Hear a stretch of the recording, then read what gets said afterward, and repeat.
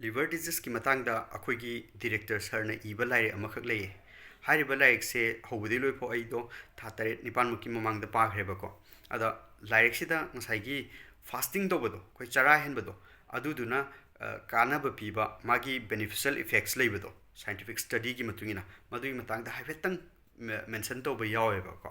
kamai to ge ha matam da akhoi gi haksang si da tongan tongan features mayam ama lei ri dina ko mi ma sing ngo ba yai mu ba yai nem ba yai manaton pak ba yai tum ba yai mamit law ba yai khu ba yai mitup yaw ba yai yaw de be tongan tongan features mayam ama lei ri ba ko si mayam si sam sam na khoi gi tongan tongan ba genes mayam ama na control to ri ne ba ko amai to dina ngasai gi noi da ba hai si su masibu control to ba genes masiga mari le na ba genes ama lei ri ba ko thrifty obesity genes haibam ko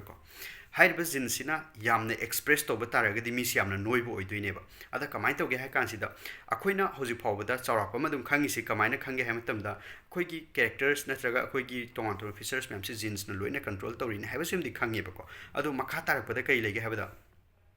हाइरिबा जिन से सिने control तौजे तारसु मागी expression से जिन से की expression से मसी से अखोइना तौरिबे activities daily activities मयाम नत्रगा अखोइना लैरुरिबे environment मदु न मरम ओइराकांता alter तोहलेबा हाइबदी change तोहनबे यावेबा को to some extent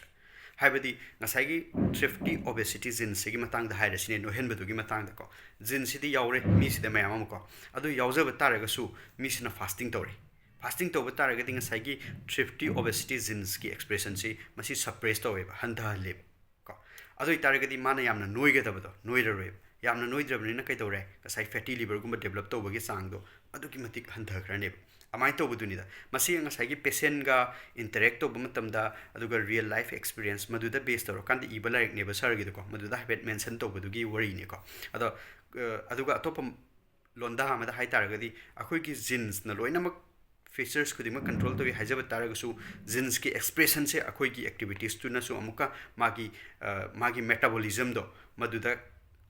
effect holla kanda magi result se tongan ba mo da la han ba su dum yauda ba na te sine ba ko at least to some extent ko ngauga da ba mi amadu ngasai gi nongsa da pung khun mari dum yairaga lei taragadi madu khara khenar kani chumi dina ko genes na di magi skin gi color du ngau hun doine ba magi genes tu gi matuina to to nong sa da pung khun mari expose to lai taragati khara khena gani sam sam yamna heta live example na da amai to dana akhoi genes na loina control to haiba taragasu akhoi gi daily activities ko aduga akhoi gi environment madu na maram ora kan da gene gi expression du da su to some extent adum effect to holi haiba dine masi me am se khanga kan si dei da aina like तुदी था तरी निपान ममांग the पाखरे अदुगा हौजिक रमजान की था लाकप मतम सिदा hyphen निंगजंगतना इना अखोइ सरगा नहामुक थेंगने को आदा हंगबने इना सर खुजिक फास्टिंग मन ने सर की लाइक तो सुमाइनी इबतो इ पारे पाखरबने कुइरे को अदो असे फास्टिंग दोज कंडीशन हम खतंग हंगेबो अखोइना फास्टिंग तोरसि नुंगदिन की मतम दने तौदेसि को इसिंग जु थौइदिनी हेदि याम सांगी मतम सि को अदो तौदेने असे कानबदुदि लेरे को अदो कनागो ममी मना को आउट ऑफ क्यूरियोसिटी हंगबाय तारे कनागो ममी मना खोगी अखोइ से अयुक पुंग मंगा मखाय दाइ फोबसि चाबा यादोइनी हाबे मतम से खजिक खजिक तोंगाले को मफंगी मतुंगिने को अदो दिल्ली गुंबगी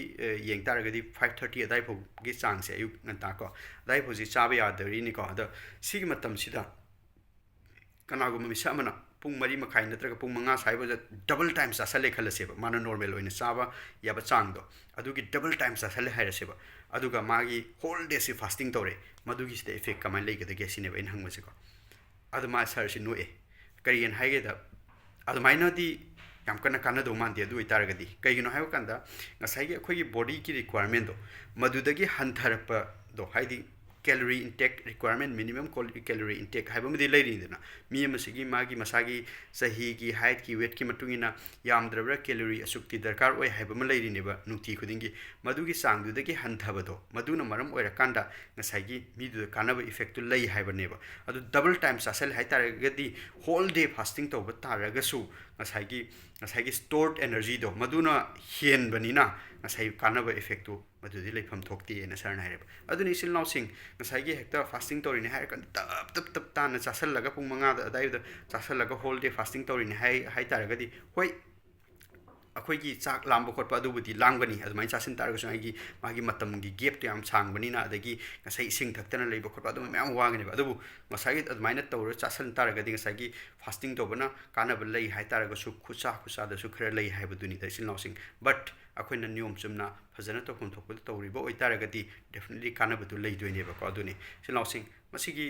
ꯀꯩꯅꯣꯁꯦ ꯍꯥꯏꯐꯦꯠꯇꯪ ꯈꯪꯃꯤꯟꯅꯁꯤ ꯐꯥꯁꯇꯤꯡ ꯇꯧꯕꯒꯤꯁꯨ ꯀꯥꯟꯅꯕ ꯂꯩ ꯍꯥꯏꯕꯗꯨꯅꯤꯀꯣ ꯊꯦꯡꯛ ꯌꯨ ꯑꯦꯕ꯭ꯔꯤꯋꯥꯟ